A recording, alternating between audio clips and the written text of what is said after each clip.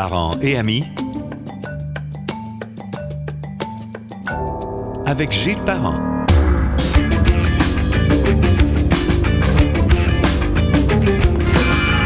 Bonjour et bienvenue sur Parents et amis, le podcast, le balado, si vous préférez, qu'on peut écouter sur à peu près toutes les plateformes. Mon invité est journaliste. Il a d'abord passé quelques années de sa vie en Israël, a étudié à l'Université de Tel Aviv en histoire et politique du Moyen-Orient, en plus d'y avoir réalisé plusieurs reportages pour le journal La Presse. Aujourd'hui, on pourrait dire La Presse et non le journal. En plus d'Israël, il a notamment voyagé dans les territoires palestiniens. Ah oui, il a aussi appris l'hébreu. Vous imaginez possiblement qu'on va s'entretenir, évidemment, sur le conflit mettant en guerre Israël et le Hamas et de plus en plus de monde et de factions. Bonjour, Dominique Talbot, comment ça va? Bonjour Gilles, ça va très bien, merci. Bienvenue à Québec. Merci. Tu as fait le voyage, maintenant tu es un Montréalais. D'adoption ou de circonstances? D'adoption, de circonstances, je viens de Québec, donc je me fais jamais prier pour revenir passer quelques jours ici. Toi, comment ça va? Ça va mieux, je dirais, que n'importe qui habite au Proche-Orient ces jours-ci. Absolument, très bonne réponse. On va, tu comprends Dominique, on va profiter de tes connaissances, tes expériences vécues, personnelles et bien sûr aussi professionnelles, pour tenter de mieux comprendre le nouveau chapitre d'affrontement entre Israël et la Palestine, plus précisément le Hamas et autres factions. On va expliquer aux gens qu'on enregistre mercredi le 18 octobre à 13h30 de l'après-midi. C'est sûr que ça peut bouger. Ça changera pas les fondamentaux, comme on dit en mauvais français, qui vont exprimer, que tu vas exprimer parce que tu connais bien la région. Mais ça se peut qu'il y ait des mouvements qui se fassent. Partons peut-être avec les récents événements, puis après ça, on ira à partir du 7 octobre, juste pour situer l'affaire. Tout à fait. Partons du début, partons de la fin, finalement. Oui, ben voilà. Le 7 octobre, attaque surprise des militants du Hamas, des membres du Hamas en Israël. Ils percent la frontière, finalement, qui sépare la bande de Gaza avec le territoire israélien, par la terre, par la mer, par les airs même. Ils s'en vont dans 22 localités du sud d'Israël, dans des kibbutz, dans un festival, évidemment, rave qu'on a entendu abondamment parler. Ils sont environ 1500. Ils tuent plus de 1700 personnes en Israël, en majorité des Israéliens, des Israéliennes, mais aussi des gens qui venaient des États-Unis, de la France, du Canada. On est rendu à 5 à 6 victimes. Et ils font aussi plusieurs otages. Ils ont attaqué des villages, comme je disais, des kibbutz, mais ils ont aussi attaqué des postes de défense aussi de l'armée israélienne.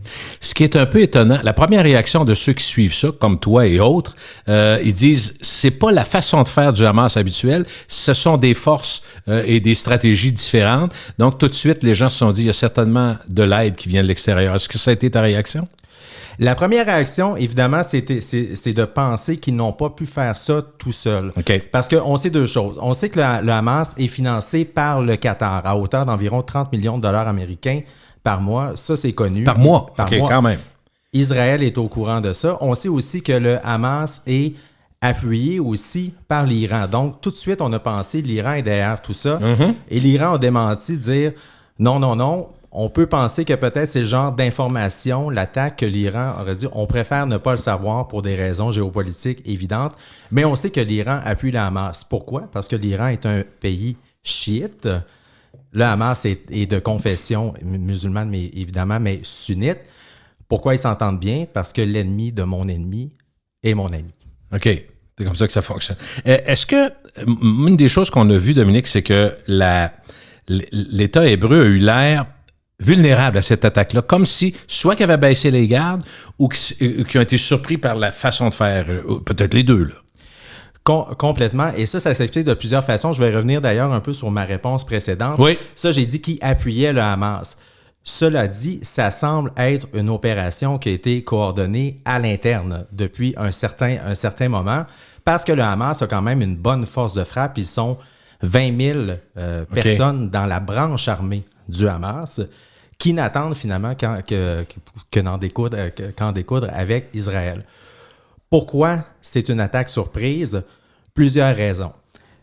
D'abord, le monde entier était surpris à quel point Israël s'est montré vulnérable par rapport à ça. Il y a certaines raisons qui expliquent ça. D'abord, beaucoup de militaires israéliens sont en Cisjordanie, occupés, pour protéger les colons, et ça fait partie du gouvernement d'extrême droite en ce moment de Benjamin Netanyahou, en tout cas à l'aile d'extrême droite du gouvernement, qui déploie beaucoup de ressources militaires là-bas. Ce que ça veut dire, il ne faut pas oublier, c'est une armée de conscrits, qui a peut-être un peu moins de monde aussi à la frontière pendant ce temps-là.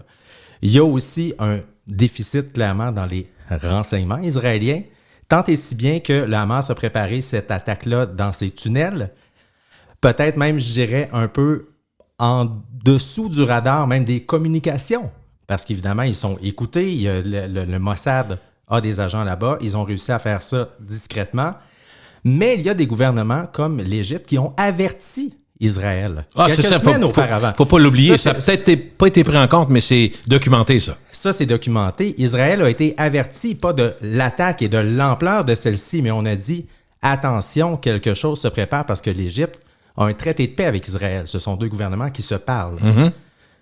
Israël, visiblement, n'a pas écouté. Dans la matinée, ça a commencé avec une salve de roquettes qui a surpris tout le monde. Mm-hmm. Pendant ce temps-là, ils ont réussi à créer des brèches dans le mur, passer par-dessus le mur et entrer même par la mer, par bateau. Ça a surpris Israël. Israël a été complètement pris au dépourvu. Est-ce que ça se peut que la préparation, ça soit une question d'années, non? Plus des mois, j'imagine? C'est plus des mois, parce que certains faisaient une référence peut-être maladroite et malhabile avec le 11 septembre, où il y a eu une préparation des années avant, les pilotes, puis l'intégration à la communauté américaine, la société américaine, qui a fait qu'ils sont passés sous le radar. Fait que la comparaison est peut-être pas très bonne, parce que c'est pas un laps de temps aussi grand, là. Non, mais les différences sont majeures. Si on revient au 11 septembre, oui. D'abord, ça s'est préparé très, très loin. Oui, c'est vrai. Il n'y avait pas nécessairement, évidemment, les États-Unis, avec la CIA, ont des antennes partout dans le monde. Ils savent à peu près où se trouvent les menaces et quand elles pourraient frapper. Mais ça s'est fait loin. Et les États-Unis n'accordaient peut-être pas une attention suffisante, disons ça comme ça, pour prévenir ces attaques. La différence, pourquoi ça s'est fait peut-être plus rapidement, mais encore là, comme tu le disais, ça prend des semaines, voire des mois, c'est qu'à la différence, ça peut pas prendre des années parce que le Hamas est infiltré par les services secrets israéliens, ça c'est certain. Ils sont surveillés, il suffit d'être sur place, pas nécessairement à Gaza, mais quand vous êtes en Israël, dans le sud, vous le voyez. Des drones survolent Gaza pour surveiller, pour filmer. Ils sont écoutés.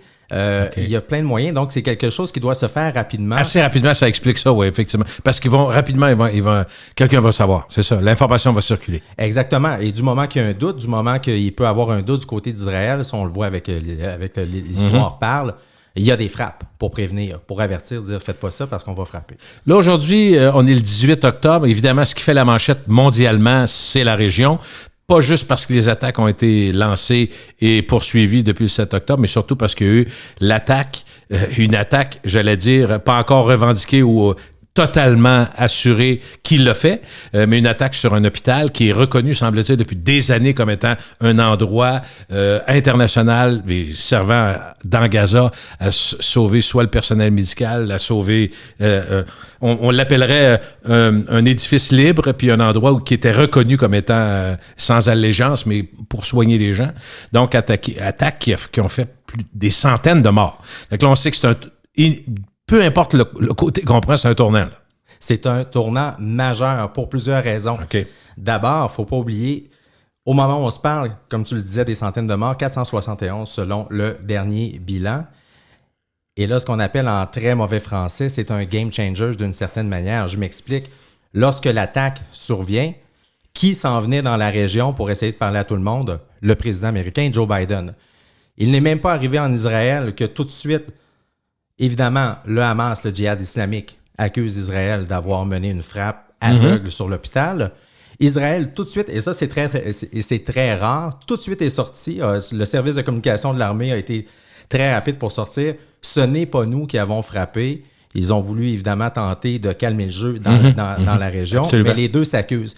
Ce que ça fait, c'est qu'en plein vol, Joe Biden, le roi de la Jordanie, le roi Abdallah, qui dit « on devait se rencontrer demain », on ne se rencontrera pas. Pourquoi? Parce que la rue est sortie. Les Jordaniens, les Jordaniennes sont dans la rue pour manifester. Le président égyptien Abdel Fattah al-Sisi, qui devait aussi participer à la rencontre, annule sa participation. Et le troisième joueur, je ne veux pas en faire nécessairement un classement, le président de l'autorité palestinienne, Mahmoud Abbas, qui se retrouve complètement isolé dans cette histoire-là, le premier à dire « impossible que j'assiste à une telle rencontre » avec un bilan comme ça, je ne peux pas. Donc, une rencontre qui se voulait d'une certaine façon de négociation pour créer des conditions, ne serait-ce que pour... Un mini-rapprochement minimum, espérant que peut-être retarder l'attaque aussi des Israéliens. Aussi, mais le but, en fait, de Joe Biden, c'est quoi? C'est de calmer le jeu du côté des pays qui ont fait la paix avec Israël. On va y revenir plus tard.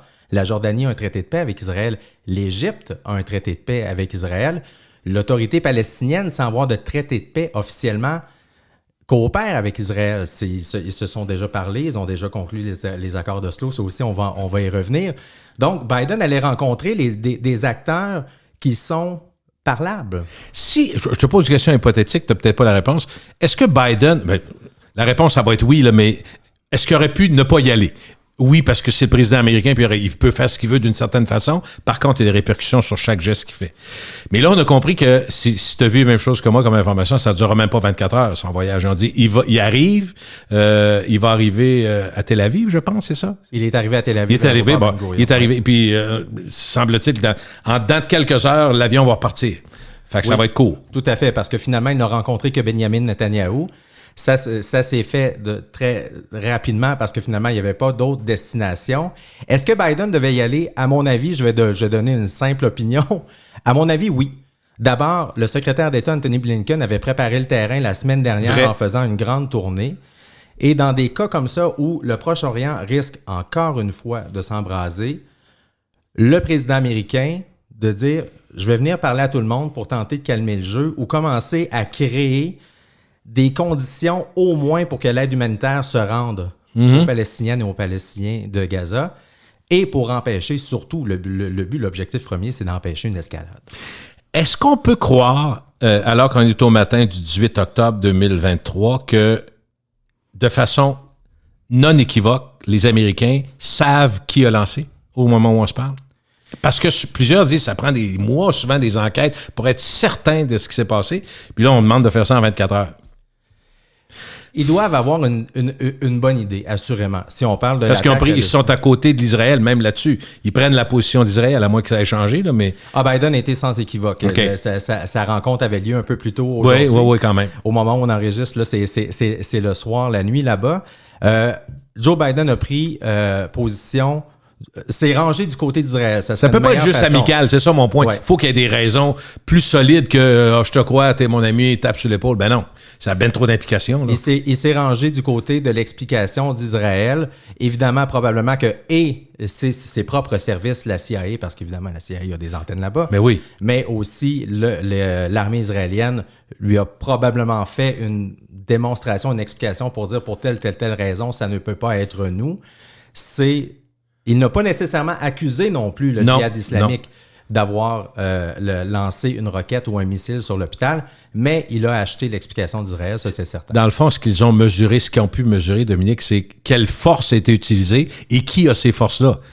Peut-être qu'ils se sont dit, le Hamas comme tel, peut-être pas, avec les roquettes, il aurait pu faire autant de dommages aussi rapidement. Donc, c'est soit de l'aide extérieure, ça ne veut pas dire qu'ils ne sont pas impliqués, là, mais dire qui a c'est probablement ça, la première question. Le Hamas et le djihad islamique possèdent quand même un armement de pointe. Okay. Évidemment, rien de comparable avec les armes dont dispose l'armée israélienne et encore moins l'armée américaine. Mm-hmm. Mais encore, pendant que Biden était sur le territoire, il y a eu d'autres missiles, des roquettes qui ont été lancées. Le Hamas, on sait, est capable de la bande de Gaza de frapper Tel Aviv. Et là, on est entre 80 et 100 km. Donc, ça commence les roquettes Al-Qassam du début, quand on était à 2005. En 2005, quand les roquettes ont commencé à pleuvoir sur Israël, qui traversaient à peine le mur puis qui tombaient plus souvent qu'autrement dans des champs, là, le Hamas est capable de frapper pas mal plus loin. Il est même capable de frapper Jérusalem. Ça serait beaucoup plus compliqué parce que ça pourrait tomber sur des Palestiniens. Mais le Hamas, le djihad islamique, dispose quand même d'armes qui peuvent faire de très gros dommages. Il y a des conventions internationales qui ont été beaucoup bafouées dans la guerre URSS-Ukraine. On le sait, les droits humanitaires, tout ça. Mais dans ce cas-ci aussi, plusieurs disent, bon, OK, on comprend qu'il y a une attaque sournoise sur Israël, ils ont le droit de se défendre, ils vont se défendre, c'est une évidence. Mais jusqu'à quel point? Jusqu'à quelle force? Combien de temps? C'est pas écrit noir sur blanc, Dominique, à mon avis. C'est pas écrit noir sur blanc et chaque fois qu'Israël est frappé, Israël frappe beaucoup plus fort. Et là, on tombe dans un territoire, Gaza, la plus grande densification C'est une densité sur folle, là. C'est 2 millions. 2,5 millions pour donner une idée là, aux auditrices, aux auditeurs. C'est à 41 km de long, la bande de Gaza. Déjà, c'est pas beaucoup. La largeur varie entre 6 et 12 km. Imaginez, L'île d'Orléans. C'est 360 km². L'île d'Orléans fait 71 km, je pense, de mémoire. Le tour de l'île, c'est 71 km. Imaginez 2,5 millions de personnes qui habitent là. Alors, quand Israël frappe, ça touche... frappe tout le temps, il y a toujours des victimes. Il y a toujours des victimes. Et il ne faut pas oublier que sous la bande de Gaza, il y a environ 300 km de tunnels. Autant que ça? OK, je savais qu'il y en avait, mais je ne savais pas que c'était aussi majeur. Il y en a énormément. Il y a 300 km de tunnels où se cache le Hamas, sous la terre. C'est pour ça que je disais tout à l'heure, quand on a commencé en introduction, ils sont passés sur la terre. Mais le Hamas planifie des attaques comme ça sous la terre. Se réfugie sous la terre. Se réfugie sur la terre, sous la terre, pardon. Ces combattants sont là aussi. Souvent sous les écoles, sous les hôpitaux, parce qu'ils savent que c'est des cibles qui, normalement, devraient être épargnées. Normalement. Tu parlais justement des règles, si on peut dire, de la guerre. J'ai toujours trouvé, d'un point de vue humain, de dire que des règles de la guerre, c'est surprenant, mais je ferme tout de suite la parenthèse. Mais ce qui fait en sorte qu'évidemment, quand Israël frappe, il frappe des hôpitaux, il frappe des écoles, il frappe des centres souvent des Nations Unies. Les Nations Unies se sont plaints souvent de dire on avait un centre là pour les réfugiés parce qu'ils sont très présents, parce qu'il ne faut pas oublier que la population de Gaza en majorité, ce sont des réfugiés des guerres précédentes. Frappe des infrastructures de l'ONU, des écoles, des hôpitaux. Leur justification, c'est que le Hamas se cache souvent sous ces édifices. C'est toujours la justification. Mais le résultat final, c'est quoi? Les civils sont touchés. Des civils qui meurent. Et ça fait 2,5 millions de personnes qui vivent dans une prison à ciel ouvert et qui vivent dans des conditions de vie abominables, inacceptables. Et, parlant d'inacceptables, quand on voit les convois de camions, d'ambulances, d'autobus, ceux qui sont à la frontière, qui sont pas capables de rentrer pour aller donner le strict minimum, ça, c'est une autre chose que j'arrive pas à comprendre. Oui, c'est une règle. Ben là, tous les pays disent on va s'assurer qu'on puisse entrer, donner les services de base, mais ça se fait pas encore, là. Ça a changé ce matin avec Biden. Enfin. C'est probablement le seul gain de la visite de Joe Biden ce matin. OK. On rappelle qu'on est mercredi. Ben, je suis content de l'entendre. En parlant avec Benjamin Netanyahou, c'est il a convaincu Israël, Benjamin Netanyahou, parce que là, il faut savoir qu'ils viennent d'ouvrir, ils ont formé un cabinet de guerre. Donc, le gouvernement israélien a fondu, là, en ce moment, ils sont 7. C'est un cabinet de guerre. C'est très peu. Et ils ont convaincu ce cabinet d'ouvrir un corridor humanitaire à partir de l'Égypte. Donc, pour faire entrer de l'aide humanitaire... Au sud de Gaza, dans le fond. Au sud de Gaza, exactement. Okay. Parce que là, au moment où on se parle, il n'y a pas d'eau, il n'y a pas de nourriture. Ce matin, je lisais, avant de venir, il restait à peu près 4 journées de nourriture de vivre à Gaza. Et pourtant, il y en a à la frontière. On sait qu'il y a des camions pleins, là. Ah oui, qui attendent à la frontière, mais ils ne peuvent pas rentrer. Là, ils vont pouvoir rentrer à partir de quand? Par l'Égypte, à partir, c'est effectif à très, très, très court terme. Il faut que ça soit aujourd'hui ou demain, parce que là... Absolument, parce qu'il faut savoir, de l'eau à Gaza, il n'y en a pas. Les nappes phréatiques sont polluées par l'eau de la mer. 90% de la population n'a pas d'eau potable. Au jour le jour, là, on ne parle pas juste du conflit. Là, on parle au jour le jour, là, c'est des bouteilles d'eau là, qu'ils boivent. Ils ne peuvent pas boire l'eau qui est dans la nappe phréatique. Elle est souillée. Elle est souillée par... des infrastructures, évidemment, qui sont dans un piètre état, mais aussi parce que c'est pollué par la mer. Bref, ils n'ont pas d'eau, ils n'ont pas de nourriture, ils n'ont pas de médicaments. Joe Biden... Les sanitaires, on n'ira pas trop plus loin. On comprend que s'il n'y a pas d'eau, c'est rien, il n'y a pas grand-chose d'autre, là. Évidemment. Et l'autre chose que Biden a annoncé, c'est 100 millions d'aides directes aux Palestiniennes et aux Palestiniens de Gaza, mais aussi en Cisjordanie, parce que ça brasse en Cisjordanie énormément. Et évidemment, pour terminer un peu ce qui est ressorti de cette visite-là, c'est qu'il a réaffirmé son soutien inconditionnel à Israël pour se défendre, tout en annonçant une aide militaire selon les besoins de l'État hébreu. Il faut... là, je ne sais pas si tu es d'accord, mais on pourrait parler un peu du risque de l'escalade, que ça dégénère, tout ça. Est-ce que c'est... J'allais dire, est-ce que c'est réel? C'est clair que c'est réel, ça se peut. Oui. Puis, il y a eu des signes. À partir de quand, toi qui es observateur et connais bien la région, tu vas dire, oh, là, ça commence à être dangereux. Est-ce qu'on est déjà là-dedans ou... Le 7 octobre. pas plus compliqué que ça. Bon, grand port, là. C'est dangereux parce que on a vu ce que le Hamas... on y revient, mais le Hamas a surpris non seulement Israël, mais le monde entier, Ouais. par leur capacité à attaquer une des plus grandes puissances militaires de la planète. Donc, on voit qu'il y a une force de frappe qui est certainement encore, une partie de celle-ci qui doit être en dormance encore au moment où on se parle. Le danger, c'est au nord d'Israël, avec le Liban. Pas l'État libanais, mais le Hezbollah, qui est un État dans l'État en Iran. Le Hezbollah, c'est une créature de l'Iran qui est née lors de l'occupation israélienne du sud-Liban dans les années 80. Eux, ils ont une force de frappe. 100 000 missiles longue portée. Et une des raisons qui justifie l'existence du Hezbollah, c'est une guerre éternelle avec Israël. La justification, d'une certaine façon, si on peut s'exprimer ainsi, du Hezbollah, c'est le conflit avec Israël. Il y a eu une guerre dans les années 80, il y en a eu une autre en 2006 avec Israël, où ils ont vraiment fait peur à l'État hébreu. La guerre a duré presque un mois. Israël, finalement, a fini par les repousser, évidemment, attaquer le Sud-Liban, a attaqué le Beyrouth aussi. Mais la crainte, elle est là, parce que le Hezbollah peut frapper, et il peut frapper très, très fort. Est-ce qu'il y a d'autres... Ben, on dit que la région est une poudrière. Est-ce que autant au nord, à l'est, ben, il y a la mer, évidemment, mais est-ce qu'il y a d'autres factions qui pourraient aussi menacer? Il y a la Syrie aussi. La Syrie, on n'en parle plus beaucoup parce que finalement, bon, ça a occupé presque toute la décennie 2010, le conflit en Syrie. Mm-hmm. Il n'est pas terminé, mais la Syrie est toujours en guerre avec Israël depuis 1967. Il n'y a jamais eu aucun traité de trêve. OK. Parce que Israël, en 1967, a conquis une partie de la Syrie, le plateau du Golan, pour deux raisons. D'abord, parce qu'à partir du Golan, la Syrie attaquait Israël, parce que c'est en hauteur, donc ils avaient... C'était stratégique. Les gens qui nous écoutent vont reconnaître ce mot-là, la Galilée. Donc, à partir du Golan, la Syrie attaquait la Galilée qui était plus bas. Mais aussi, le Golan, c'est un château d'eau. Il n'y a pas beaucoup d'eau dans la région, donc c'est une partie très stratégique.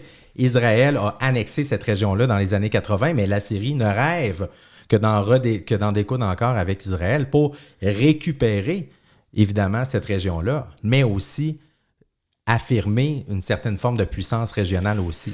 Dominique, mettons, on regarde ça comme moi, un néophyte, là, ça m'intéresse, mais je veux dire, quand je regarde les forces en présence, puis je regarde par exemple l'État hébreu, je regarde les Juifs, puis le nombre de Juifs, et tu prends toute la région, tu prends le peuple plutôt arabe, tu te rends compte que on n'est pas à 50-50 là, en termes de... Fait que tu dis, si ça s'envenime, puis que les Arabes se regroupent, ça devient compliqué parce que oui, les alliances de la Grande-Bretagne, de la France, des États-Unis avec Israël reconnues, à partir du moment où on va frapper très fort puis qu'on va tuer énormément de civils, tu comprends que le public à l'intérieur des pays où il y a beaucoup d'immigration aussi va sortir dans la rue aussi là. Fait que j'allais dire c'est touché. Continuons avec notre mauvais québécois. C'est le Proche-Orient, le Moyen-Orient est une poudrière. Mm-hmm. Et ça n'a pas commencé avec le conflit israélo-arabe, même parce qu'il y a pas juste finalement le conflit israélo-palestinien est un sous-ensemble du conflit israélo-arabe. C'est un sous-ensemble, c'est pas un détail, loin de là. Non. Il y a une relation très forte entre les deux, mais il y a un conflit avec d'autres pays aussi. C'est une poudrière, et ça date des temps immémoriaux. Des temps immémoriaux aussi. Je veux dire, c'est pas la violence, la guerre dans la région n'a pas commencé avec la naissance de l'État hébreu, bien il y a 70 ans à peu près, dans le fond. Il y a 70 ans, référence qu'on a souvent. Exactement, en 1948. Même si on commencé à se taper dessus un peu avant, on pourra peut-être y revenir un peu plus tard. Mais le risque d'embrasement est majeur. C'est pour cette raison que les États-Unis ont dépêché un porte-avions. Je me souviens plus si c'est le Eisenhower ou le Roosevelt. Il y en a deux. Il y en a un qui est en route. Les deux, en fait. OK, il y en a un qui est en route qui est peut-être pas arrivé, mais il y en a un qui est déjà là. Et là, celui qui est déjà là, lui, il est placé, pourquoi je vais dans les détails, à 120 km au sud de Chypre. Pourquoi je dis ça? C'est qu'il n'est pas vis-à-vis Israël, il est vis-à-vis le Liban. Et à partir de là, l'avertissement est double. Le premier, c'est que les Américains parlent au Hezbollah. Dire, nous, là, on est... D'abord, les Américains sont tannés du Proche-Orient. Ils essaient, à chaque fois qu'ils essaient d'en sortir, on les ramène. On les ramène. Ils ont été de leur propre chef, cela dit, au début des années 2000. On ne reviendra pas là-dessus avec l'Irak aussi, avec l'Irak évidemment, mais à chaque fois qu'ils essaient d'en sortir, on les ramène. Donc là, ils sont devant le Liban. Et si tu me permets d'ajouter, il y a une touche nationaliste américaine. qui est arrivé entre autres avec l'ouragan Katrina, on se rappelle, où les gens ont dit généralement, d'ailleurs ça a surpris à l'époque, je pense que c'est Bush qui était là, là arrêtez de vous occuper du monde entier, puis vous occupez des gens debout ces maisons qui sont en train de crever aux États-Unis. Il y a eu un regain de nationalisme américain puis de protectionnisme. D'ailleurs ça reste d'après moi dans la préoccupation américaine de la participation internationale. Exactement, et même j'ajouterais à ça l'isolationnisme. Excusez-moi. Non, il n'est pas facile. Mais, cela dit, ça, c'est une doctrine, une très vieille doctrine américaine qui dit occupons-nous d'abord de notre économie, du pays, puis le monde peut bien s'arranger tout seul tant qu'on est capable de se défendre. Et là, les Américains se reviennent au Proche-Orient pour aider leur allié de toujours, Israël. Et pourquoi je disais qu'ils sont placés devant le Liban, c'est que l'avertissement est double. D'abord, il parle au Hezbollah, il dit si vous frappez, on n'est pas loin. On n'est vraiment pas loin. On ne veut pas une guerre totale au Proche-Orient. Et ce porte-avions-là, il est aussi muni de missiles Tomahawk. Ceux qui ont suivi la guerre en Irak, la première, la deuxième, savent de quoi on parle. Ce sont des missiles qui, à partir de la Méditerranée, peuvent frapper Téhéran. Donc, je disais tantôt que le Hezbollah est une créature de l'Iran aussi. Le message est double, dire on arrive avec une très grande force de frappe. Probablement que c'est pour lancer un message pour dire faut que ça s'arrête, faut pas que ça aille plus loin, mais le risque d'embrasement est bien présent, ça c'est clair. Donc, que ça dégénère, qu'est-ce qu'il faut surveiller maintenant quand on dit ça risque de dégénérer? La prochaine étape, je dirais, c'est le temps. Je m'explique. Au moment où on se parle, Israël n'a toujours pas engagé une opération terrestre à Gaza. Ils l'ont déjà fait. Dès le début, on disait, et pourtant, on voit... Oui, ils se sont placés vite, là. On a vu des tanks. D'abord, les tanks, les réservistes, ils sont si je ne me trompe pas, 200 000 qui ont quitté leur bureau. Ouais, ils ont fait appel, puis il y a une réponse massive. Hein? La réponse est massive et elle est même obligatoire. Il ne faut pas oublier. C'est vrai. Ça aide à ce que ça soit massif, j'avoue. Il ne faut pas oublier, et c'est pour ça que je parle du temps. Je m'explique. C'est une armée de conscrits, ce n'est pas une armée de métier. Israël, donc, il y a un renouvellement constant. Et lorsque les hommes ont terminé leur service militaire de 3 ans, les femmes 2 ans, ils sont dans la réserve jusqu'à environ 40 ans, 1 mois par année. C'est énorme. L'armée, maintenant, est au bord de la bande de Gaza, mais ils ne sont pas encore entrés. Pourquoi? Ce n'est probablement pas, en fait, je suis certain que ce n'est pas parce que Joe Biden leur a dit « ne faites pas ça », c'est parce qu'au moment où on se parle, probablement, il se pose la question, est-ce qu'on peut gagner si on fait ça? C'est quoi les risques? Et les risques que ça tourne mal sont très, très, très élevés. Le temps. Toutes les guerres d'Israël, à part la première, la guerre d'indépendance qui a duré plus d'1 an, sont toujours très courtes. Pourquoi? Parce qu'ils n'ont pas les moyens de faire une guerre longue. C'est une armée de conscrits. En ce moment, en Israël, l'économie ne tourne plus. Tout est arrêté ou presque. Oui, c'est vrai, tu as raison. Tout est arrêté. Tout est arrêté parce que les gens sont dans la réserve. Les autres ont certainement moins envie de travailler. Et là, pour Israël, la guerre est toujours un problème de temps. C'est un problème économique parce qu'ils ne peuvent pas dire, tu faisais tantôt le parallèle avec les États-Unis.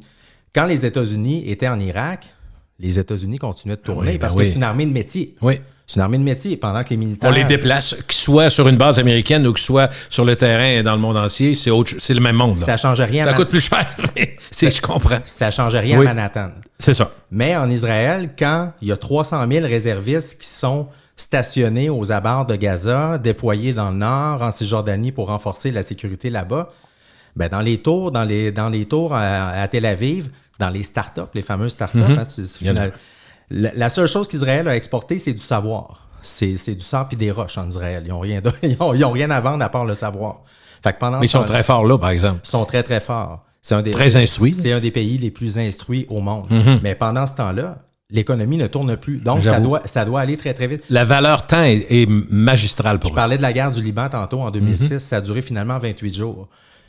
L'attaque du 7 octobre a lieu symboliquement 50 ans plus un jour après la guerre de Yom Kippour en 1973. Yom Kippour, c'est le jour le plus... C'est Pâques pour les chrétiens, disons ça comme ça. C'est le jour le plus saint dans le monde juif. C'est le jour du grand pardon.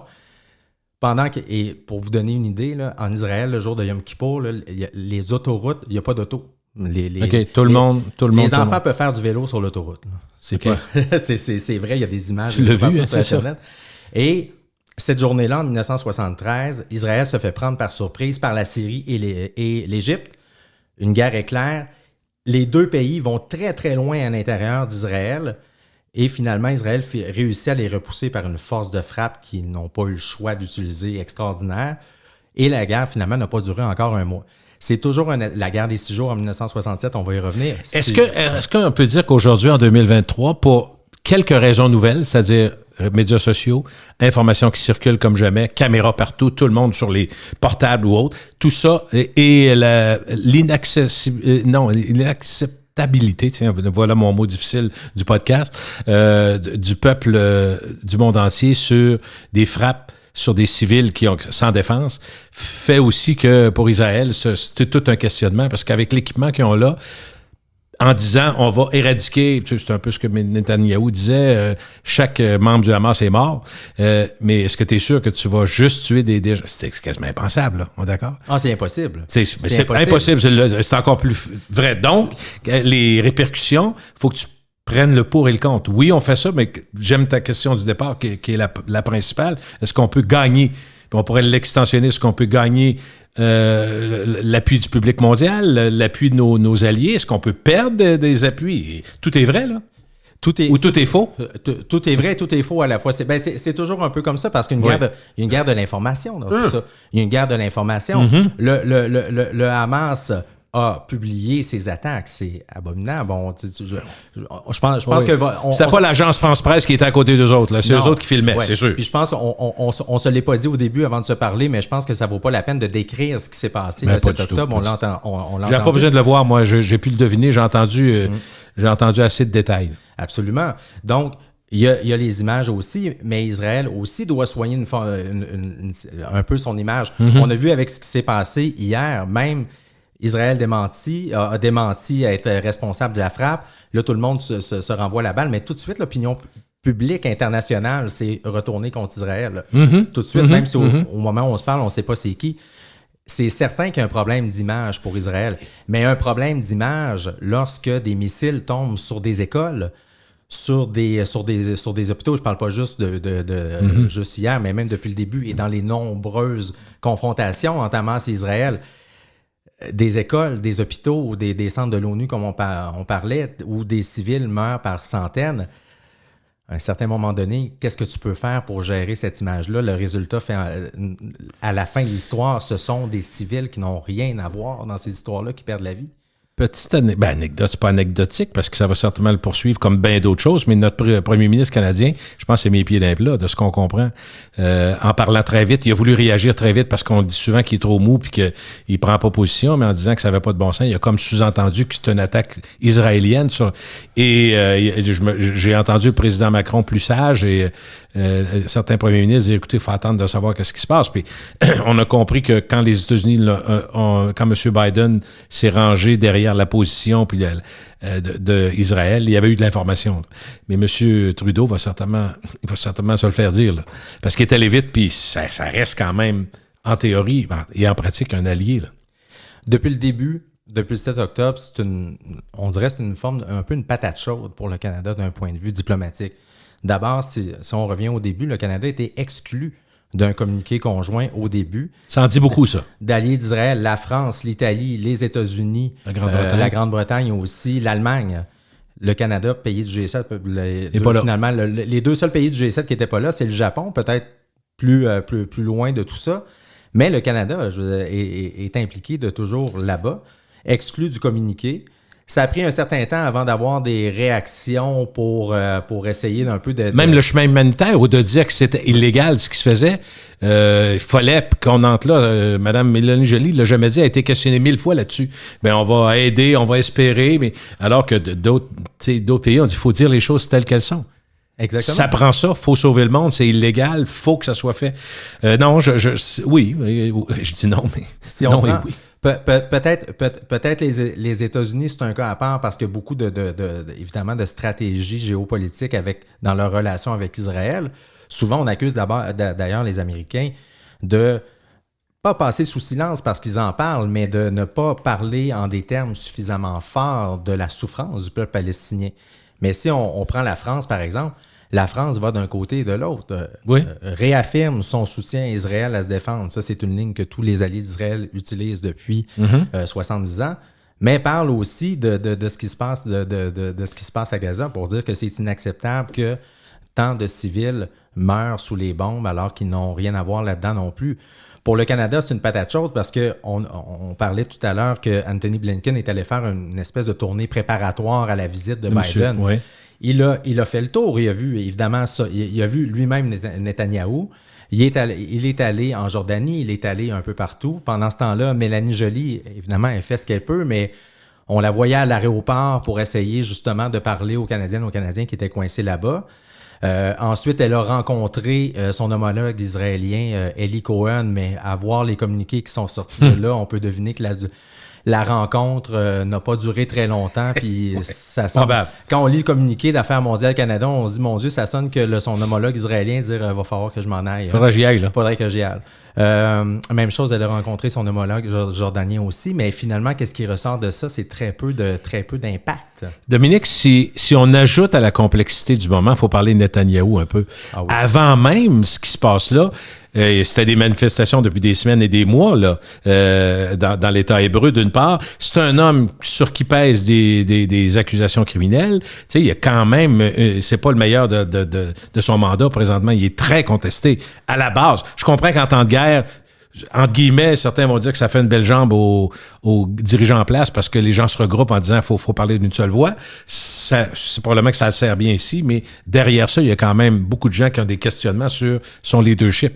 Et depuis longtemps. Et voilà. Parce que on va parler des accords d'Oslo tantôt, mais Netanyahou, à cette époque-là, dans les années 90, avant son premier mandat, il fait partie de manifestations où les participants lancent littéralement des appels au meurtre du premier ministre Yitzhak Rabin à l'époque, et il a été tué. Ce n'est pas Netanyahou qui l'a fait. C'est pas mais il était quand même associé à eux. Mais il était là et il ne s'en dissociait pas. D'ailleurs, la veuve de Rabin, à la suite de son assassinat, a littéralement accusé Benjamin Netanyahou d'avoir... Complice? Pas nécessairement de complicité, mais dans son rôle politique à l'époque, de n'avoir rien fait pour calmer les ardeurs, pour dire on peut manifester contre, mais on ne peut certainement pas appeler au meurtre. Ça, c'est dans les... Tu l'as pas fait, mais tu n'as pas aidé à ce que ça se fasse pas. Ben, t'as rien fait pour que ça se fasse pas. OK. Revenons un peu plus tôt, parce que finalement, Netanyahou, au moment où on se parle, c'est le premier ministre israélien qui était en exercice le plus longtemps. Il a devancé le fondateur de l'État hébreu, David Ben-Gourion. Et c'est quoi son bilan au moment où on se parle? C'est rien. C'est une terre brûlée, peu de réalisations. Et là, tu disais, dans la dernière année où il est revenu au pouvoir, parce qu'il a vraiment cette vie, d'un point de vue politique, et...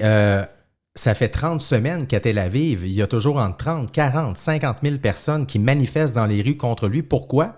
Parce que dans sa plus récente coalition, il a été obligé d'inclure... L'extrême droite, c'est ça? L'extrême droite dans le cabinet ministériel. Dans le cabinet ministériel. Vous avez le ministre de l'Intérieur, de la Sécurité intérieure, qui est un militant d'extrême droite. Je vais y revenir tantôt. Itamar Ben-Gvir, qui fait partie d'une mouvance d'extrême droite israélienne qui a beaucoup de sang sur les mains. Il y en a d'autres aussi. Et c'est quoi sa réforme? Sa réforme, c'est de diminuer le pouvoir de la Cour suprême, qui emmène quand même assez large en Israël, parce qu'Israël est un pays qui n'a pas de constitution, qui a des lois fondamentales, mais pas de constitution. Okay. Donc souvent, les tribunaux sont appelés à s'exprimer sur une quantité quand même assez importante de lois. Vous allez dire un peu comme partout, ça se fait au Canada, ça se fait aux États-Unis aussi. Mais Netanyahou et sa coalition veulent diminuer ce pouvoir-là pour augmenter le pouvoir politique, pour augmenter leur pouvoir. Autre chose. C'est la principale raison des 30-40 000 personnes par jour dans la rue. Depuis plus de 30 semaines. Autre chose. Puis on sait que quand c'est arrogé, c'est difficile à abroger. Quand c'est rentré, ça va rester. Fait que tout le monde dit qu'il ne faut pas que ça soit accepté. Là. Et au Proche-Orient, plus qu'ailleurs, il n'y a jamais de retour en arrière. Une fois que c'est fait, on avance avec ça. C'est fait. Le cas des Palestiniens est un exemple. Les réfugiés, il y a plein d'exemples, mais il n'y a jamais de retour en arrière. Mais ça explique pourquoi il y a tant de monde qui s'oppose et qui le disent fort. Et autre chose, Netanyahou fait l'objet de graves accusations en Israël de corruption, d'abus de pouvoir. Ce sont des accusations qui, à terme, pourraient le conduire directement en prison. Autre chose, pourquoi les Israéliens sont en colère contre lui, je parlais tantôt, en donnant autant d'espace à l'extrême droite, qui n'en a que pour les colonies en Cisjordanie. Évidemment, il a redéployé l'armée dans ce coin-là pour satisfaire la partie de sa coalition qui ne voit que les colons. Ben, pendant ce temps-là, ça a fragilisé le pays. Ça a fragilisé le pays, mais ça a fragilisé aussi la frontière avec Gaza. Donc, Netanyahou est un premier ministre au moment où on se parle qui n'a pas le choix d'être là, mais qui vit sur du temps emprunté parce qu'Israël a toujours été très sévère. Donc, le fait qu'on n'a pas vu venir, on n'a pas pu prévenir l'attaque du 7 octobre, il y a certainement des Juifs qui disent Netanyahou, d'une certaine façon, par sa façon de gouverner, nous a amené à avoir une faiblesse qui a été reconnue. C'est un peu ça que ça doit se dire, j'imagine? Assurément. Ouais, hein? Ça, il y a quelque chose en Israël qui est particulier au Proche-Orient, au Moyen-Orient, c'est la liberté de parole. Donc ça fait longtemps. Les appels à la démission de Netanyahou, non seulement dans les dernières semaines, mais après le 7 octobre, il y en a beaucoup. Et ce qu'on dit de Netanyahou, finalement, après 30 semaines, ce qu'il ne faut pas oublier aussi, c'est qu'il y a tellement d'opposants à ce dernier en raison de sa réforme qu'il y a beaucoup de réservistes qui ont dit tant et aussi longtemps que cette réforme-là sera en vie, je ne vais pas aller dans la réserve. Je ne vais pas obéir à l'ordre d'y aller parce que je ne peux pas faire ça. Et ça a diminué les rangs de l'armée aussi. Donc, la colère vient de partout envers Netanyahou et il vit sur du temps emprunté parce que je disais tantôt, les premiers ministres israéliens qui n'ont pas réussi à protéger l'État ont toujours été lourdement sanctionnés en Israël. Je parlais de la guerre de Kippour tantôt, c'était la première ministre Golda Meir, une des fondatrices de l'État. Souvent, Ben Gourion, le fondateur, disait de Golda Meir, c'est l'homme fort de mon cabinet. Bon, on revient à vous allez dire un jargon des années 40, mais n'en demeure pas moins qu'elle avait un aura extraordinaire. Elle a failli à la tâche, elle a baissé la garde avec la responsabilité ministérielle. Elle a été sanctionnée pour ça. Elle a été sanctionnée, elle a démissionné tout de suite après, elle n'avait pas le choix. Benjamin Netanyahou, au moment où on se parle, c'est un premier ministre qui est là par obligation, mais il ne fera pas 1000 ans. OK. Parlons un peu des acteurs en jeu, si on veut décrire un peu les acteurs, parce qu'on a mentionné quelques-uns tantôt, là, mais commençons par le Hamas. C'est qui le Hamas? Qui est là-dedans? Est-ce que c'est uniforme comme ou c'est plein de factions? Ben, il y a un pouvoir politique qui gouverne finalement à Gaza. Vous avez un ministère, vous avez des journalistes qui vont à Gaza, vont passer par les bureaux du Hamas pour obtenir des accréditations. C'est un parti, disons ça comme ça, c'est une organisation qui gouverne. Mais c'est eux autres qui ont succédé à la gang de Arafat, dans le fond? Oui, au Fatah. En fait, ils ont pris... Ça veut dire qu'ils ont été élus, d'une certaine façon. Ça, c'est compliqué. Il n'y a jamais rien de simple. En podcast, non, mais vas-y, c'est parce que... Il n'y a jamais rien de simple. Non, je suis sûr. En 2006, pour la première fois depuis 1996, il y a eu des élections en Palestine. Okay. Le Hamas a gagné. Ça a pris tout le monde par surprise. Et finalement, on ne leur a pas donné... Je tourne les coins ronds un peu, mais finalement, le Fatah est resté parce que là, Israël a fait un saut. On dit on aime mieux le Fatah. Et le Hamas, en 2007, l'année suivante, a pris le pouvoir de force au Fatah dans la guerre. Dans la bande de Gaza. T'expliques c'est quoi le Fatah aussi, là. Oui, aussi. Le Hamas, c'est un mouvement qui est né en 1987 lors de la première révolte des Palestiniens, la première intifada. Ça, c'est un mot qu'on connaît un peu plus. C'est un mouvement qui vient des Frères musulmans en Égypte, une organisation islamiste, et qui a toujours été voué dans sa première charte, je reviens au Hamas, à la destruction de l'État d'Israël et à l'implantation d'un État islamique en Palestine, évidemment sans présence israélienne et juive aucune. Ils ont assoupli, si je peux permettre d'utiliser ce terme-là, en 2017, leur position, parce qu'à un certain moment donné, ils se sont rendus compte qu'Israël, avec sa puissance, n'allait jamais disparaître. Ils ne parlent plus d'éradiquer l'État d'Israël, mais de créer un État islamique palestinien dans les frontières à peu près actuelles. Okay. Mais c'est un mouvement qui ne souhaite qu'en découdre finalement avec Israël et qui a une force de frappe aussi quand même c'est amélioré au fil des années, là. Beaucoup. Okay. 20 000 hommes dans sa branche armée, les brigades des martyrs Al-Qassam. Okay. C'est énorme. OK. Donc, il y a après ça, si on parle de le Fatah. Le Fatah, c'est ce qui était le parti d'Arafat. Okay. Évidemment, beaucoup de personnes qui nous écoutent vont se rappeler d'Arafat. Ça, c'est par la caricature qu'on a entendue 1000 fois ici. L'autre jour, entre autres. Par Raymond Baudouin. Justin Tachereau, je pense qu'il le faisait. Justin Tachereau, c'est vrai. Oui, Raymond Baudouin faisait autre chose. Non, mais je fais ça. Je fais une parenthèse parce qu'il y a plusieurs qui l'ont connu là, mais il y avait le vrai... Parce que lui, c'est un combattant de l'Organisation de la libération de la Palestine. qui, pendant longtemps, opérait évidemment sans reconnaître Israël, sans être reconnu par Israël.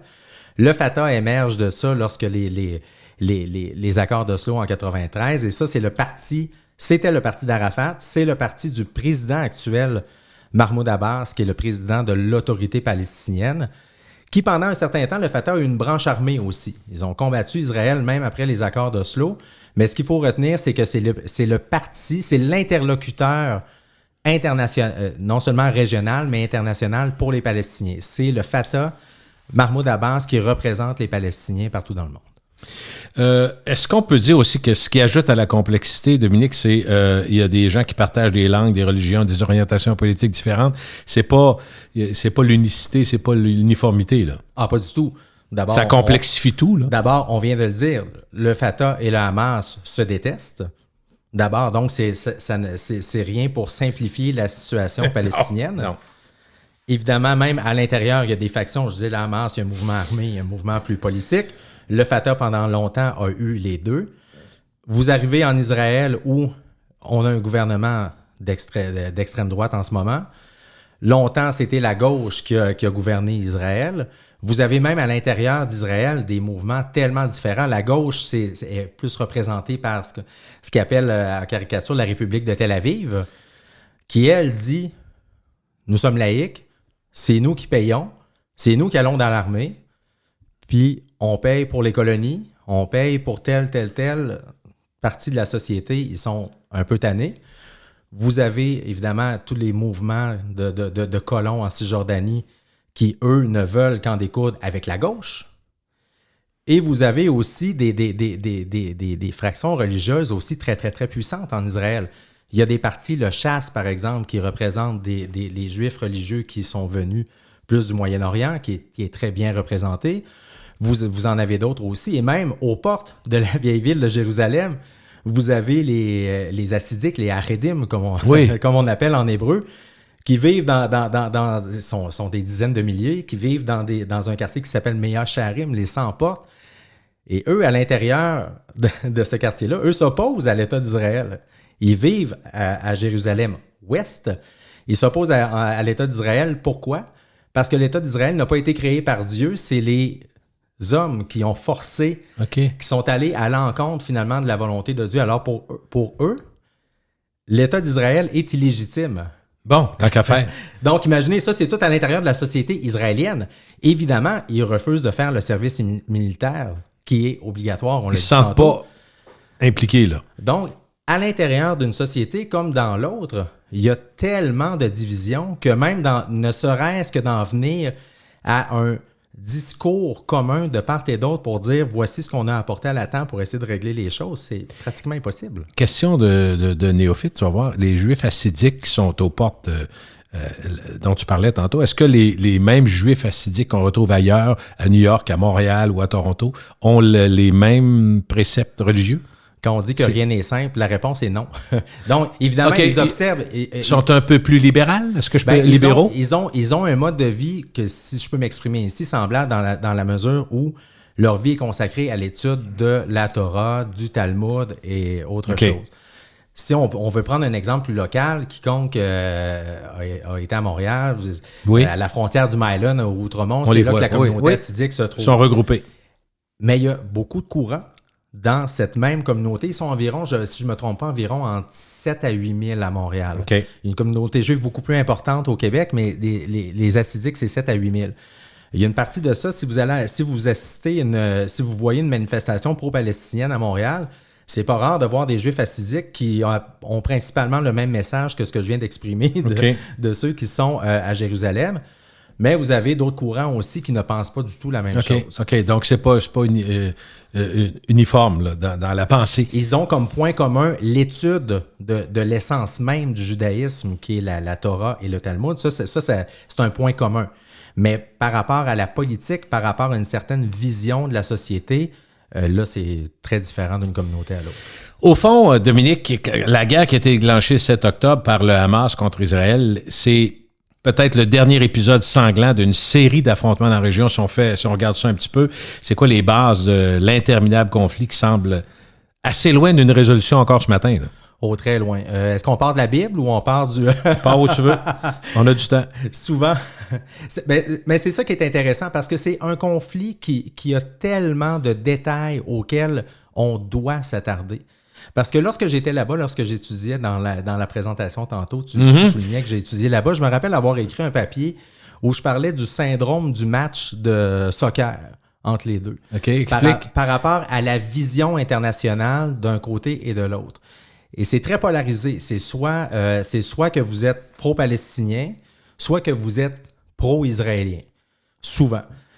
L'espèce de ligne entre les deux qui veut aller dans le détail pour expliquer qu'est-ce qui va bien chez un, qu'est-ce qui va bien chez l'autre et vice-versa, ça, c'est toujours plus compliqué. Donc, c'est toujours très, très, très polarisant comme endroit. Et c'est pour ça que c'est bien de prendre du temps pour vraiment faire... D'où ça part. La genèse un peu. La genèse un peu. Ramenons-nous, disons, la Première Guerre mondiale pour ne pas revenir. OK, parfait. On part de là. Avant la Première Guerre mondiale... Début 20e siècle, c'est ça? Début 20e siècle. L'Empire ottoman contrôle ce qu'on appelle la Palestine, à l'époque la région de la Palestine, depuis environ 4 siècles. Tranquillement, il commence à avoir une immigration juive. Il faut savoir que les Juifs n'ont jamais quitté cette terre-là. Il y a eu de grands exodes qui sont décrits dans l'histoire. Il y en a toujours resté, c'est ça que tu dis? Il y en a toujours resté. En très faible nombre, à Jérusalem, à Hébron, qui est une ville sainte aussi du judaïsme. Mais les Juifs n'ont jamais quitté physiquement cette terre-là, bien qu'en très petit nombre dans certaines parties de l'histoire. Et là, à la fin de l'Empire ottoman, les massacres de Juifs se succèdent en Europe un peu partout. Et là, il y a un mouvement qui commence en Europe avec Théodore Herzl qui dit là, c'est assez. On doit commencer à réfléchir à un État où on serait comme souverain, en sécurité. On se regroupe, dans le fond. On se regroupe. Et le but, c'est un mouvement qui est principalement laïque, mais le but, finalement, c'est que les Juifs puissent vivre en sécurité. OK. Il commence à avoir des vagues d'immigration en Palestine qui est sous le contrôle de l'Empire ottoman. Ils achètent des terres en bonne et due forme. La cohabitation se passe quand même passablement bien parce que finalement, ce sont deux communautés. Ce sont deux peuples sémites. L'hébreu et l'arabe, ce sont deux langues qui se ressemblent. Ce sont des deux peuples, les musulmans, les juifs, qui ont les mêmes ancêtres. Les musulmans, Abraham, Moïse et tout, c'est leur histoire aussi. Ils en ajoutent une couche, ça va plus loin, mais l'histoire, la base, c'est les mêmes. Ouais. Et ils arrivent là, ça se passe bien, et là, on accélère un peu. La Première Guerre mondiale est sur le bord de se terminer. L'Empire ottoman va perdre, évidemment, la Première Guerre mondiale, puisqu'elle était alignée avec l'Allemagne. Et là, le gouvernement britannique lance ce qui est appelé la déclaration Balfour, où le gouvernement britannique dit « Nous voyons d'un œil positif la création d'un foyer national juif en Palestine, mais sans créer préjudice aux populations non juives, ils ne disent pas musulmanes, mais non juives, qui y sont déjà. » Évidemment, pour les Juifs du monde entier, c'est une grande victoire parce qu'en 1917, la Grande-Bretagne est encore à son zénith. Et là, les tensions commencent. Parce que d'un autre côté, ce que l'Angleterre avait dit aux populations arabes autour, c'est « Combattez avec nous l'Empire ottoman qui vous gouverne depuis 4 siècles et on va vous donner des États. » Ce n'est pas ça du tout qui est arrivé. Là, ça commence, les clashs. OK, je comprends. Ils ont viré leur capot de bord. Là. Oui, c'est le début vraiment là, d'affrontements, de grèves, de massacres, même de combats de part et d'autre. La Deuxième Guerre mondiale arrive ce qu'on se connaît évidemment, la Shoah, l'Holocauste, le génocide des Juifs en Europe. Là, les combats, évidemment... Là, ils veulent s'en aller en Israël. Les Juifs veulent quitter beaucoup l'Europe. Ils arrivent de partout. Mais là, déjà, Tel Aviv existe. À cette époque-là, il y a eu l'immigration. Et là, tranquillement, pas vite, pour les conflits s'enveniment entre les deux. La Grande-Bretagne dit « On est tanné d'être là. On n'a rien à gagner ici. » On lance ça à l'ONU. L'ONU va régler le problème. En 1947, l'ONU crée un plan de partage de la Palestine. Un État pour les Juifs, un État pour les Palestiniens, avec Jérusalem comme capitale internationale, comme zone internationale. Les Juifs l'acceptent, les pays arabes autour refusent, et en 1948, la guerre éclate lorsque Israël déclare son indépendance. Ça dure 1 an, 5 pays qui attaquent le jeune État, finalement. Il ne faut pas oublier qu'une grande partie des combattants en Israël arrivaient directement des camps de concentration aussi. Contre le monde a été pris par surprise pour dire, encore une fois, on n'est pas une surprise près. Non. Et finalement, Israël gagne. Et là commence vraiment une période où les guerres vont s'accélérer. Ils ont succédé, il y en a eu plein, là. Et qu'est-ce que ça crée? Un problème qui existe encore aujourd'hui, c'est l'exode des Palestiniens qui habitaient sur ce qu'est Israël aujourd'hui. Il y en a encore beaucoup, il y en a encore 1,5 million. Mais ils sont 700 000 à quitter. Ils sont 5 millions aujourd'hui. Et ils sont parqués dans des camps de réfugiés partout autour, au Liban, en Syrie, en Jordanie, un peu partout. C'est le début du problème des réfugiés palestiniens. Et évidemment, c'est le premier d'une longue série de conflits. Donc, il y a eu des conflits qui se sont succédés, puis qui nous ont amenés où on est aujourd'hui, dans le fond. Il n'y a pas eu... Exactement, parce que finalement, en 1948, lorsque les hostilités prennent Parce qu'il y a eu fin, des règlements, il y a eu des ententes quand même. 93, je pense qu'il y a eu une... ça arrive plus tard, mais une date qu'il ne faut pas oublier, c'est 1967, parce Oui. que à ce moment-là, lorsque l'État d'Israël est créé, que la première guerre se termine, il n'y a pas d'occupation. La Cisjordanie, c'est la Jordanie qui s'en occupe, et la bande de Gaza, c'est l'Égypte. En 1967, Israël... C'est la guerre de 6 jours, ça? La guerre des 6 jours, le 5 juin 1967, qui porte bien son nom, ça a duré 6 jours. On parlait de temps. Oui, tantôt. le temps, toujours. C'est toujours majeur. 6 jours, Israël fait la conquête du Sinaï égyptien, de la bande de Gaza, de la Cisjordanie, du plateau du Golan et de Jérusalem. C'est le début de l'occupation. Et là, les problèmes qu'on vit aujourd'hui, c'est relié avec ça. C'est le début de l'occupation, comme je disais, de la Cisjordanie, de la bande de Gaza. Mais plus tard, il va y avoir des accords de paix. Parce qu'à un certain moment donné, en 1979, l'Égypte dit on en a assez de se battre avec Israël continuellement. Les gens ne viennent plus voir les pyramides parce qu'ils ont peur de la guerre. Avec raison. Nous, on n'a plus rien à gagner. Ils font un traité de paix avec Israël sous l'égide du président américain Jimmy Carter. Le président égyptien de l'époque, d'ailleurs, va en payer de sa vie, va être assassiné pas longtemps après. Mais n'empêche que c'était un premier jalon. Et ça, pour les Palestiniens, c'était vraiment toute une claque. Parce que l'Égypte, qui est le leader à ce moment-là du monde arabo-musulman, ce qu'elle dit, nous, la paix, finalement, c'est plus important que finalement que votre cause. Sauver votre cause, non, ça ne marche pas. Là. Non. Et il va y avoir un autre accord de paix en 1994, cette fois-ci avec la Jordanie. Et c'est à peu près le même principe, dire on a plus à gagner à faire la paix avec Israël, à essayer de régler le problème, le conflit israélo-palestinien, mais dans une dynamique de paix, plutôt que de vivre un conflit éternel. Est-ce que c'est à travers ces conflits-là que le Hezbollah va naître?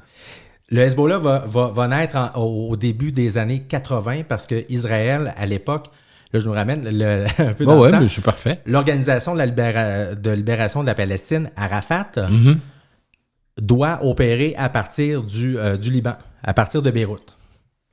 Israël en a assez, veut éradiquer l'OLP et ils vont attaquer le Liban. Ils vont réussir. Arafat va partir en Tunisie, en exil, où il va continuer de diriger l'OLP, mais cette fois-ci à partir de Tunis. Et Israël va occuper le sud du Liban de 82 jusqu'à 2000. Et c'est là que le Hezbollah est né. Le Hezbollah est né d'un mouvement pour dire on doit combattre, on doit sortir Israël du Liban. Là, aujourd'hui, quand on voit toutes ces étapes-là, on se rend compte que il y a de façon circonstancielle, on a réglé, mais on n'a jamais réglé fondamentalement. Non? Fondamentalement, le plus grand espoir qui est arrivé, c'est les années 90. À partir de 1940, chaque décennie a sa guerre. Et on arrive en 1990, et là, l'espoir naît. Bill Clinton le président américain de l'époque, c'est une mission pour Clinton de régler le problème israélo-palestinien. Et là, les plaques tectoniques commencent pour une fois à bouger en faveur de la paix. En 1987, on parlait d'intifada. Pendant 3 ans, les Palestiniens se sont révoltés. On l'a appelé la guerre des pierres contre l'armée israélienne. Et là, Yitzhak Rabin, qui était un fondateur de l'État, qui était un général de l'armée, en 1993, quand il était encore à cette époque-là dans l'armée, à un moment donné, lui-même parlait de dire on doit briser cette résistance-là en leur cassant les os s'il faut. Mais Rabin va plus loin dans sa réflexion. À un certain moment donné, il en vient à la conclusion que la seule issue possible, c'est la paix. Et en 1990, l'intifada se termine et là, il commence à avoir des négociations pendant que tout le monde pense qu'ils ne se parlent pas. Il y a ce qu'on appelle dans le langage diplomatique en anglais des back channels qui se parlent à Oslo. Et là, les deux se disent « OK, on va se reconnaître et on va commencer à établir un plan pour en venir à un État palestinien dans le meilleur des cas, mais à tout le moins à arrêter de se faire la guerre. Et ça va déboucher tout ça aux accords d'Oslo. En 1993, je suis convaincu qu'il y a plein de gens qui se rappellent de cette image-là. Sur la pelouse de la Maison-Blanche, le président Clinton, Yitzhak Rabin d'un côté, Yasser Arafat de l'autre. À un certain moment donné, Clinton se recule, invite les deux à serrer la main. C'est une poignée de main. Souvent, on utilise le terme historique pour tout et pour rien. Ouais, mais là, cette fois-ci, là, c'était vraiment l'histoire qui s'écrivait. Les deux se reconnaissent, même un autre premier ministre, Shimon Peres, qui va aussi serrer la main d'Arafat. Et là, c'est le début de l'espoir pour les parties de la population israélienne, mais palestinienne aussi, qui y croyaient. Mais ça a duré combien de temps, mettons, cet accord-là, avec bien ficelé, là, parce que ça s'est mis à... 2 ans. 2 ans. du moment que ça commence, tout de suite, le Hamas entre dans sa stratégie d'attentat-suicide. Ah oui. À partir du moment de la signature, où les accords dans les d'Oslo cafés, sont partout, signés, ça n'a aucun bon sens. dans les cafés, dans les autobus. À tout moment. À tout moment. Mais c'est pas Sèmant la peur, évidemment. Évidemment. Et le but est littéralement de torpiller les accords d'Oslo. Ça, il ne s'en cachait pas. Mais dans la population israélienne aussi, l'extrême droite, le mouvement des colons, ne veut rien savoir. Je ne répéterai pas ce que je disais tantôt, mais il y a des manifestations qui... Il n'y a pas pire insulte en Israël que de traiter de quelqu'un de nazi. On comprend pourquoi. Hein? Ouais. Et dans ces manifestations-là, on voit Rabin qui porte le kéfi d'Arafat. On voit Rabin dans des uniformes nazis. Rabin est un nazi. Tout pour provoquer. Tout pour provoquer. Pendant ce temps-là, évidemment, en Cisjordanie, il y a des combats entre l'armée, les colons, les Palestiniens. Mais ça continue d'avancer. Rabin disait, nous allons négocier la paix comme si le terrorisme n'existait pas. Et nous allons combattre le terrorisme comme s'il n'y avait pas d'espoir de paix. Donc, c'était un peu la maxime. Et de l'autre côté aussi, il y avait un momentum, parce qu'à la suite des accords d'Oslo, je parlais de la paix avec la Jordanie. Le roi jordanien, qui était contre Israël aussi, on voit des images sur Internet, il fumait des cigarettes avec Yitzhak Rabin. Il y avait vraiment, tu sais, les populations de part et d'autre se disaient, à tout le moins, c'est difficile, c'est compliqué, mais on pense qu'on va y arriver. Okay. Mais, attentat-suicide, problème avec les colons. En 1995, en réaction à toutes ces manifestations-là contre le processus de paix à l'intérieur d'Israël, le camp de la paix de Rabin dit on va organiser une manifestation à Tel Aviv où on va montrer non seulement à la population israélienne, mais au monde entier que la paix, même si ça fait 2 ans, c'est chaotique, on y croit puis on va y arriver. Mm-hmm. Un rassemblement majeur, ce qui s'appelait la Place des Rois à l'époque, qui s'appelle maintenant la Place Yitzhak Rabin. 100 000 personnes, on chante une chanson célèbre en Israël qui s'appelle Shir HaShalom, la chanson de la paix. On voit des drapeaux palestiniens, on voit des drapeaux israéliens. L'atmosphère est à la fête, mais aussi à l'espoir. Oui. Rabin fait un discours, il est premier ministre. Pendant ce temps-là, il y a un terroriste d'extrême droite, il faut l'appeler comme ça aussi, Yigal Amir, qui est en prison aujourd'hui, qui l'attend.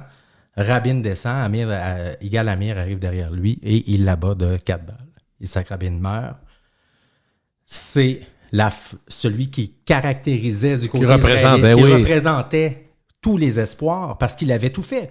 Il avait combattu les Palestiniens autant que c'était possible. Et il a combattu aussi les extrémistes de son propre camp pour dire, je me rappelle d'un discours, il dit « Do we have another choice? » Et pour lui, c'était clair, nous n'avons pas d'autre choix. Et il meurt cette journée-là. Évidemment, il meurt 1 heure après à l'hôpital qui était tout près. Et là, en 1996, qui prend le pouvoir? Benjamin Netanyahu. C'est la fin des accords d'Oslo. Et est-ce qu'on peut, quand on regarde d'où on vient, souvent on comprend où on s'en va. Dominique, est-ce qu'on peut présumer si on est, j'allais dire réaliste ou pessimiste, je ne sais pas comment le dire, mais si on pense que même s'il y a un accord de paix qui pouvait intervenir, parce que dans le fond, tout le monde va se dire la seule façon de régler, c'est un accord de paix, mais il y aura toujours des factions radicale pour les détruire ou espérer qu'elles soient détruites. C'est un peu ça que je vois, parce qu'il n'y en a pas juste une, il y en a plusieurs dans la région. Il y en a Tu vois, plusieurs. là. Il y en a Je plusieurs. ne veux pas être négatif, mais c'est difficile d'imaginer que tout le monde va s'entendre là-dedans, puis tout le monde va jeter les... Il y a le pouvoir, il y a l'argent, il y a la corruption, il y a tout ce qu'on peut imaginer. Là. Oui. Puis il y a le pétrole, on n'a pas parlé, mais tu sais, dans la région... Dans la région aussi. Mais même, pour revenir à l'intérieur, Oui. quand on parlait, et par la suite, en 2000, probablement que les gens se rappellent la deuxième intifada, ça a duré longtemps, encore une autre vague d'attentats suicides. Mhm. Une erreur historique du côté des Palestiniens. Pourquoi? En frappant Tel Aviv, qui y frappe? Ils frappent les Israéliennes, les Israéliens qui sont de leur côté. Ils frappent la population qui milite pour la paix, qui ne veut plus vivre ce conflit-là. C'était Tel Aviv, c'est une ville ultra-libérale. Les grands mouvements sociaux en Israël viennent de Tel Aviv. Oui. Souvent, ils l'appellent, comme je disais tantôt, Ouais. la République de Tel Aviv. Ouais. Ils vont aller frapper leurs alliés de l'autre côté en plein cœur. Et à l'époque, même le Fatah, qui commence, qui veut pas se faire dépasser par le Hamas, commence aussi à s'en aller dans cette spirale-là. Ça a mis fin à tout espoir. Donc, pour revenir à ta question, quand on parle des accords d'Oslo, souvent, je dis, si les accords d'Oslo s'étaient matérialisés, la paix, on commencerait à la sentir aujourd'hui. Parce que c'est quoi la paix au Moyen-Orient? C'est l'absence de guerre. C'est pas la paix comme on vit Non, c'est ça. entre le Canada et les États-Unis, Ouais. par exemple, ou comme la France a réussi à faire, et d'autres pays européens d'ailleurs, avec l'Allemagne à la suite de la Deuxième Guerre mondiale. Au Moyen-Orient, la paix, c'est l'absence de guerre, ou une pause dans la guerre. Et si les accords d'Oslo s'étaient matérialisés, si on en était venu à l'objectif final de créer deux États, c'est aujourd'hui, là, en 2023, qu'on commencerait à sentir, à goûter à la paix. Parce que les générations qui ont vécu la peur, le sang, la mort, tranquillement auraient disparu. Et les nouvelles générations, auraient dit, ben ça appartient au passé, nous, on regarde vers l'avenir. Est-ce qu'au fil du temps, on a vu ceux qui, désespérés de voir une situation qui ne change pas, ont sacré le camp? Il doit y en avoir beaucoup. Hein? Beaucoup. Au fil des 50 Énormément. dernières années, ça doit être épouvantable. Quand on y pense, parce que j'ai lu plus sur la Russie, parce que quand Ukraine et Russie est arrivé, j'ai vu que les jeunes informés par les réseaux sociaux, par l'actualité, par le fait qu'ils vont à l'université, les jeunes Russes ont quitté la Russie en disant il n'y a rien à faire avec Poutine. Nous, si on veut vivre notre vie, il faut aller ailleurs. Ça a dû se faire beaucoup, hein? C'est ça. Ça doit être très documenté aussi. Des Juifs, des Palestiniens qui ont quitté, Tout est compliqué pour les Palestiniens. Tout est difficile. Oui, j'avoue que c'est pas simple. Et les Palestiniens, c'est toujours... Finalement, c'est triste à dire, mais à peu près tout le monde s'en fout. Dans la mesure où, quand ils ont été abandonnés, le monde arabe se lève et sort dans la rue pour manifester un certain intérêt. Les 2 jours, ça ne dure pas 20 ans. Là. Je parlais des camps de réfugiés, par exemple, au Liban. Au Liban, il y a 130 professions qu'on leur interdit d'exercer. Ils n'ont pas la nationalité libanaise et ils n'ont rien. Alors, pour s'en aller, c'est très difficile. Et là, pour les Palestiniennes, pour les Palestiniens, aller ailleurs, c'est vraiment un parcours du combattant. Juste sortir. Hein? Juste sortir, c'est compliqué. S'installer dans d'autres pays. Tu vas où? Avec quel argent? Quels moyens? Qui va t'accueillir? Exactement. Rien à ajouter. Pour les Juifs, c'est plus simple. Pour l'État hébreu, c'est un peu plus simple. C'est pas que c'est plus simple. Chaque pays a ses règles, évidemment, pour accueillir d'autres. Mais je parle pour quitter, moi. Par exemple, s'ils veulent quitter Israël puis s'en aller ailleurs dans le monde. Il y en a plusieurs qui l'ont fait. Là. Parce qu'ils n'arrivent pas, ils arrivent pas pour les mêmes raisons. Souvent, vous allez à Berlin. Surprenez-vous pas si vous entendez parler hébreu un peu partout à Berlin. La jeunesse israélienne, après son service militaire, souvent ne pense que... c'est pas la bonne chose à dire, mais beaucoup pensent à s'en aller. Vous allez à Berlin, c'est particulier quand on y pense, oui. Berlin. C'est quand même évocateur dans l'histoire. Mais c'est une ville très changée, très moderne, extrêmement jeune. Très, très jeune. Évidemment. Et l'Allemagne d'aujourd'hui est très repentante, faut jamais l'oublier, envers les atrocités commises pendant la Deuxième Guerre mondiale. Donc, il y a beaucoup de jeunes Israéliennes, Israéliens qui, une fois qu'ils ont terminé leur service militaire, ils ne pensent qu'à quitter. Pourquoi? Il y a des bons emplois en Israël. Israël, c'est un pays qui produit beaucoup de savoir, beaucoup d'entreprises. Il y a toujours un fonds de risque pareil. Il y a un fonds de risque pareil. Mais il y a une jeunesse qui n'en peut plus de vivre dans ce climat-là et de dire finalement, la paix, peut-être je ne verrai jamais ça de ma vie. Donc, si je te posais la question, quelle est la perspective de paix aujourd'hui, tu me répondrais quoi? Aucune. Au moment où on se parle, il n'y a aucune perspective de paix.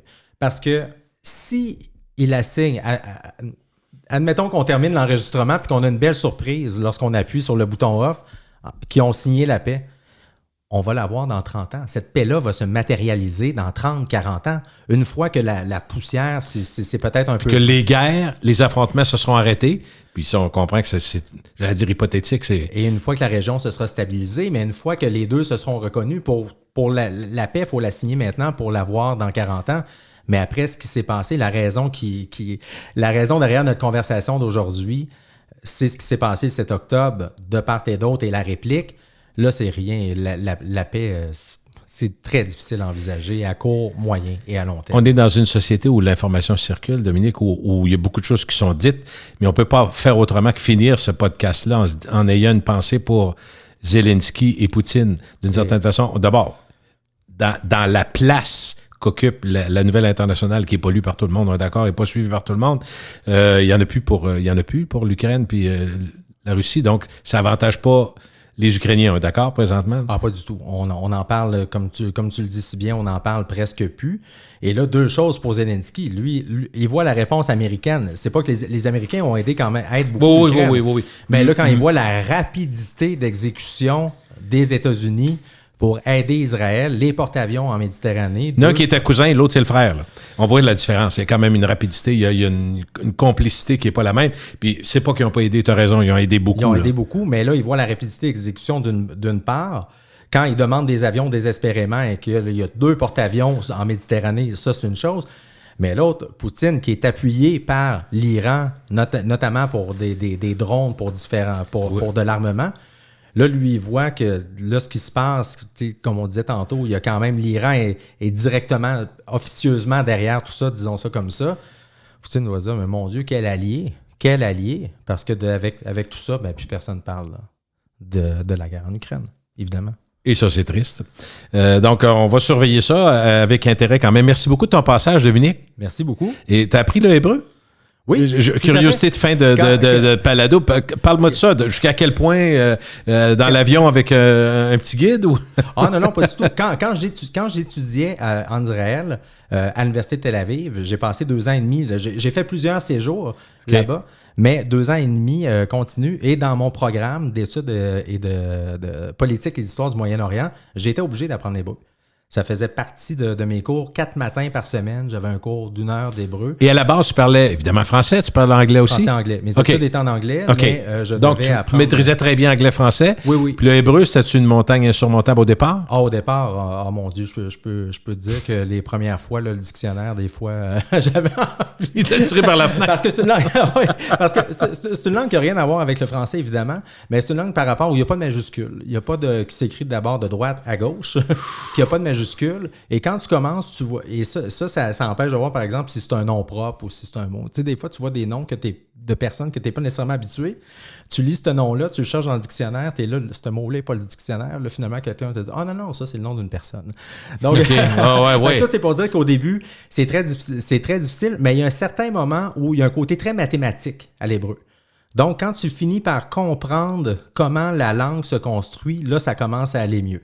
Mais évidemment, il n'y a rien comme d'abord l'apprendre à l'université, mais aussi être baigné dedans. Être là-bas. Est-ce que tu arrivais à parler couramment quand tu étais un moment de... Quand je suis parti, là, j'avais un très bon niveau. Et même quand je suis retourné, après, quand j'étais à la presse, j'ai fait des reportages là-bas. Ça revient quand tu es retourné, ça revient? Oui, ça revient. Oui. Ça revient. Et ça aide beaucoup parce que finalement, même, je me rappelle... Tu peux pas avoir un interprète, c'est pas pareil. Là. Quand tu peux te dire tes choses puis te faire entendre, comprendre. Non, c'est pas la même chose.